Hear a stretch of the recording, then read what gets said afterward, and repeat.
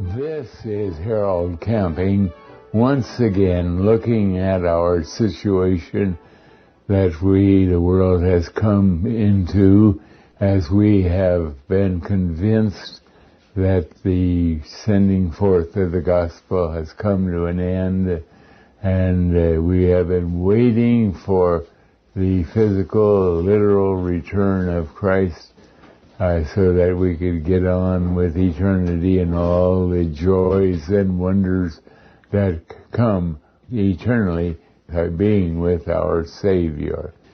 But God has arrested us.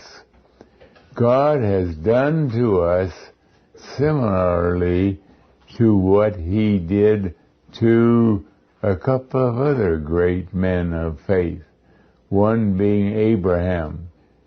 And Abraham loved God. He was a son of God, and he really wanted to do God's will. So when God came to Abraham and told him, "You must sacrifice your son Isaac," we are amazed at the obedience of Abraham. When we read his story in the Bible, Abraham is called in the Bible the father of all believers. He is a man noted for his tremendous faith in God. God came to him in Genesis chapter 22 with an absolutely strange and crazy request. For years and years, God had been ensuring Abraham that he would be the father of all believers. He had gone through the misery of trying to make that come true by having his son Ishmael through Hagar, his maid. He tried to make that be the answer because Abraham got to the point where he had become very, very old and had not borne any children at all. And then he found that his son Ishmael, who was born to him and his concubine Hagar, did not fill the bill at all. That was wrong, what he had done. Then he waited a little longer, and God came to him and said, "Abraham, you're going to bear a son." And he had in mind that he would give birth to Isaac as his legitimate son, born to him and his wife Sarah. And lo and behold, that promise did come true in his old age, in Sarah's old age, when she was beyond the age of childbearing. Wonderfully, a son, Isaac, was born to them. Oh, glory, glory, glory.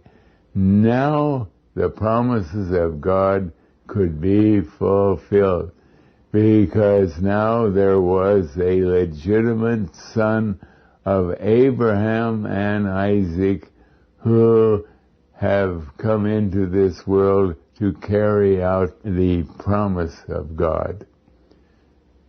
But then something dreadful happened. God came to Abraham and said, "I want you to offer Isaac as a sacrifice to me." So, we read in Genesis chapter 22 that Abraham argued with God. Now, wait a minute. How can that be? After all, if I sacrifice my son, then none of the promises will be carried out. No, we don't read that at all. Amazingly, we read that when God came to Abraham, that he had to sacrifice his son Isaac, which meant that he had to kill his son Isaac. He immediately got ready to do it. We stand amazed at the language of the Bible. we read in Genesis chapter 22, and it came to pass, these things, that God did tempt Abraham, and said unto him, Abraham, and he said unto him, Behold, here I am.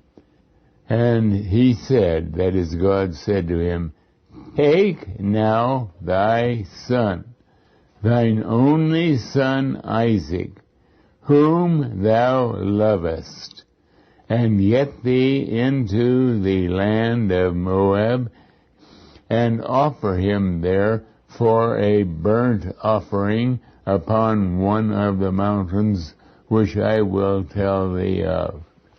Now when we read that, you notice how difficult God is making it. He's telling him, it's thine only son. You love thine only son. This is the son I want you to offer as an burnt offering. That is, I'm commanding you, Abraham, kill your son as an offering. What would you have done? What would anybody have done? They would have debated with God, certainly. Oh, God, you forgot. You forgot it's my only son. I'll never have an opportunity for another son. I'm old. My wife is way beyond the age of childbearing. What in the world's going on? Something I don't understand. When we read this in the Bible, we find nothing of that is the sort. He said, Take thine only son, and Abraham rose up early in the morning. He didn't even wait into the day to talk once more to his wife. You know, maybe I misunderstood God, or talk to one of his counselors if he had any. I wonder if I misunderstood God. No way.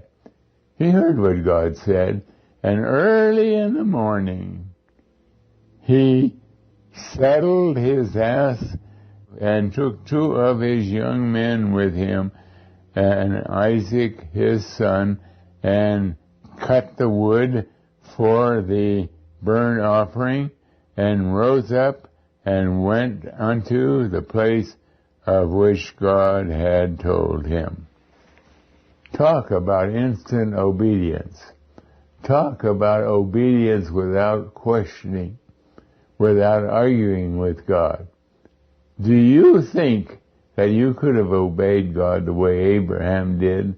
That's the way we have to obey God. He sometimes tells us things that we don't like. Really, we don't like. And yet, they don't seem right somehow. And so we would at least like to argue a little while with God. Here's Abraham giving us a picture of what a true believer is. He did not argue. He got up early the next morning. He cut the wood. Had his servants cut the wood. He saddled the donkeys that were going to go, and took Isaac his son. Abraham rose up early in the morning and saddled his ass, and he took 2 of his young men with him, and Isaac his son, and carried the wood for the burnt offering, and rose up and went unto the place which God had told him. This is a terrific example of the way we have to be obedient to what God tells us in the Bible. Well, they finally got right up to the place where 3 days' journey. Now you can imagine what God is doing here. Here is Abraham. He's got to go to a place that is a historic place of offering over on Mount Sinai. By the time Abraham went 3 days down the path toward that mountain, he could have become so weak-kneed and so convinced that he heard God wrong. And he must have heard him wrong. He must have misunderstood God altogether. This is crazy. This is idiotic. Why should I follow this kind of a command? And so finally, when he got there, he would raise his arms to God and say, oh God, I love you, you're my king, you're my Lord, but this command you gave me, something is wrong, something is wrong. I can't kill my son as an offering. That'll throw out all of the promises that you have ever made. Wouldn't you expect that? Of course we would expect that. We have to be very honest. But here is Abraham, a fantastic example of what the faith of a true believer is. And God and Abraham, we read, he took his son. After the third day, Abraham and Isaac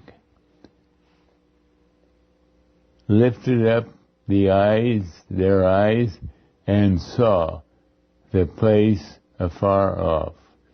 And Abraham said unto the young men, abide ye here with me, with the ass, and I and the lad will go yonder and worship, and come again to you. Now that's a phrase that we wonder about, of course, and it indicated that Abraham knew he had to offer his son. He's going to be completely obedient, but what's going to happen, he knows somehow his son is the heir. Maybe God will resurrect him again after he's dead. He had no idea, but he's leaving it all to God. It's something way beyond his ability to think out. But he knows that God is in charge. And Abraham said unto the young men, abide ye here with the ass, and I and the lad will go yonder and worship and come again unto you. And Abraham took the wood of the burnt offering and laid it upon Isaac his son, and he took the fire in his hands and a knife, and they went both of them together. And Isaac spake unto Abraham his father, and said, my father. And he said, here am I, my son. And he said, behold, the fire and the wood, and where is the lamb for a burnt offering? And Abraham said, my son, God will provide himself a lamb for a burnt offering. So they went on, both of them together. And they came to the place which God had told him of. And Abraham built an altar there, and laid the wood in order, and bound Isaac his son, and laid him on the altar upon the wood. And Abraham stretched forth his hand, and took the knife to slay his son. Do you think you could have done that? Any of us, could we have done that? Could we have been that obedient? What God has told Abraham so far made no sense at all. None. Because Isaac was the promised child, and God had told Abraham that he would be the father of many nations, and Isaac was to be the progenitor of all these nations. And here God is telling him to kill his son. Oh, he could have, when Isaac and Abraham had traveled for a couple of days, he could have said to Abraham, I know you're ready to obey me. That's all I wanted to make sure of. I want to tell you the way it really is. I don't really want you to kill Isaac. I'm going to use him in the plan to be the father of a multitude of nations. He could have done that at any time in the 3 days that he's walking. And in the 3 days that Abraham is going there, his mind has been going round and round and round. You know it. His son could have pleaded with him, Father, you know that means you're going to kill me. Do you really want to kill me, Dad? All kinds of things could have come in the way. We don't read about any of those things. Abraham heard God say, sacrifice your son on the mountain, and Abraham proceeded to do it. That is obedience. That is the kind of obedience God expects of us. He does not expect that we understand everything that he does. When God did not bring about the end of the world as we had been thinking it would happen, we know that is God's plan, and we don't argue with God. We're not angry with God. We're not unhappy with God.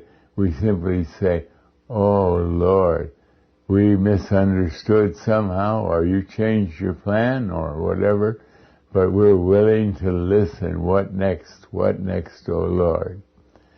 So, they got to the very moment, and we read in verse 12, and they came up to the place which God had told him of, and Abraham built an altar there, and laid the wood in order, and bound Isaac his son, and laid him on the altar upon the wood. Please note, there's not one word of hesitancy, even though every action that Abraham has taken is moving him closer, very rapidly, closer to that moment when he's going to take Isaac's life. But there is not one moment of hesitancy.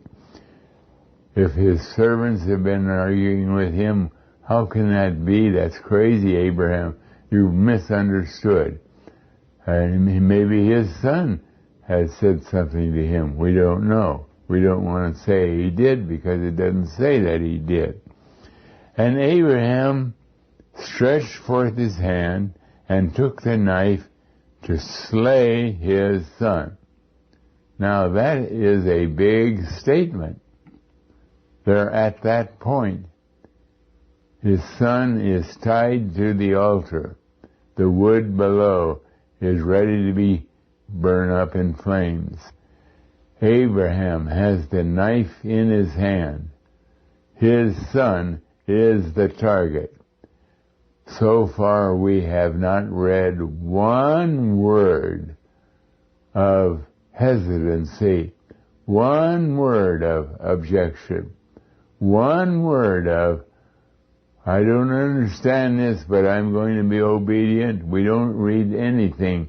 We just read that Abraham was doing what God had commanded. And that's what we have to hear.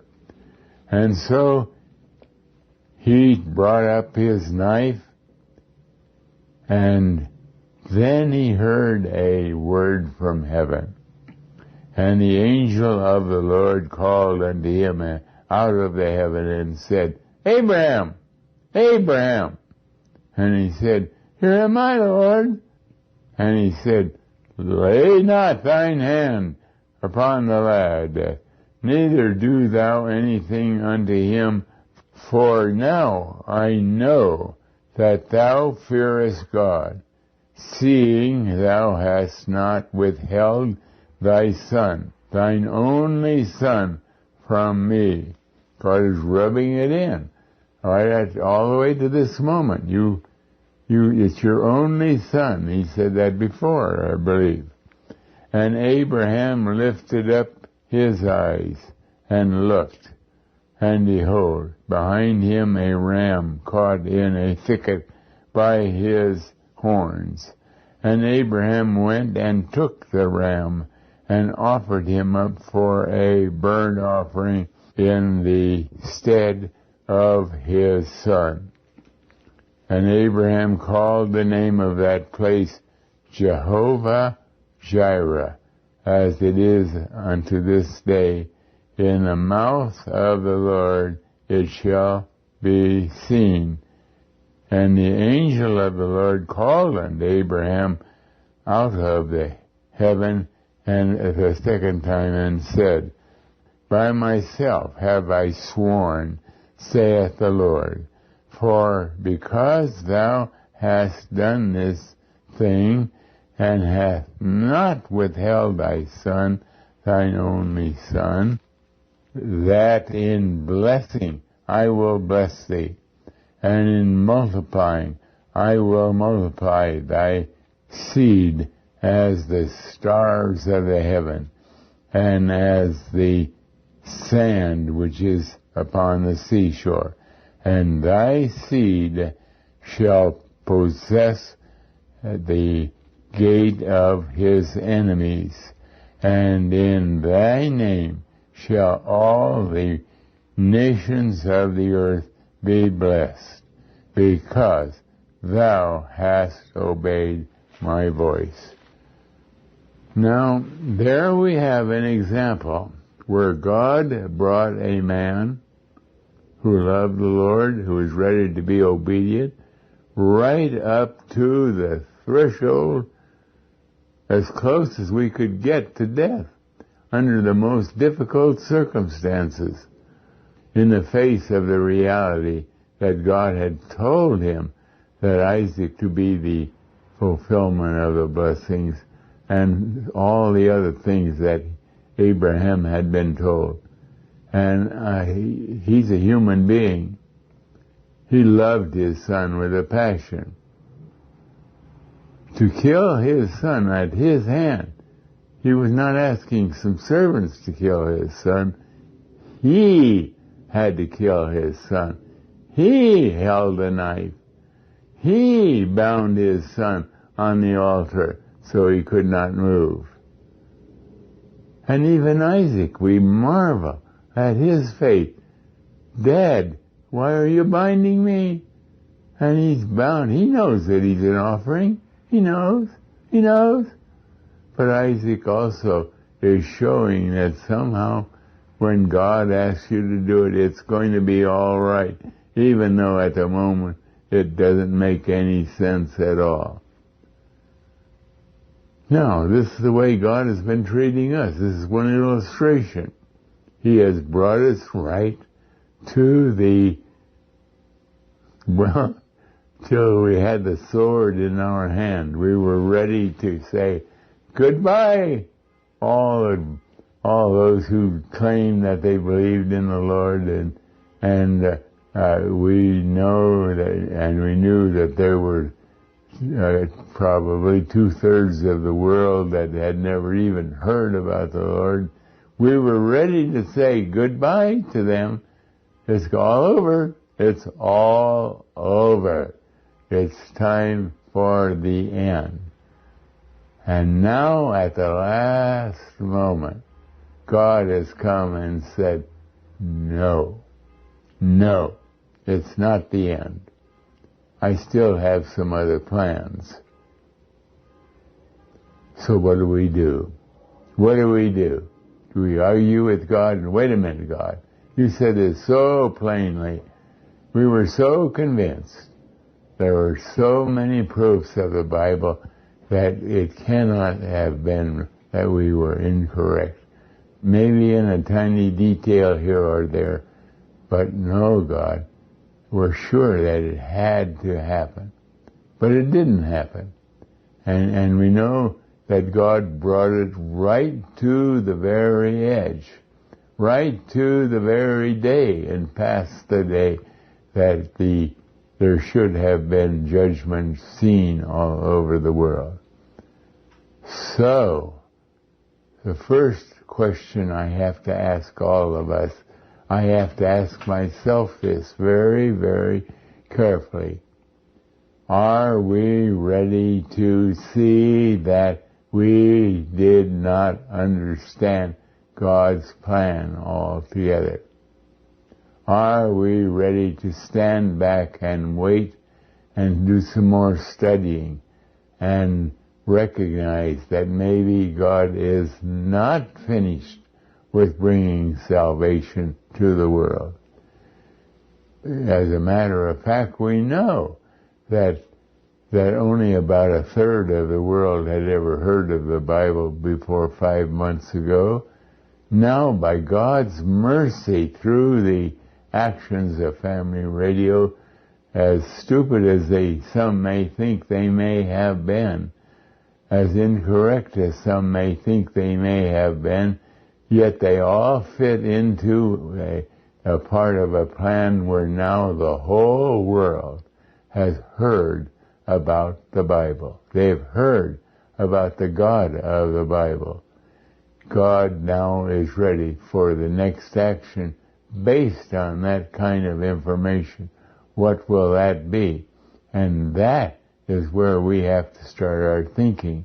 We have to begin to think it out. How does all of that impact our future teaching of the Bible? And so in our next study, we're going to begin to examine that. Thank you.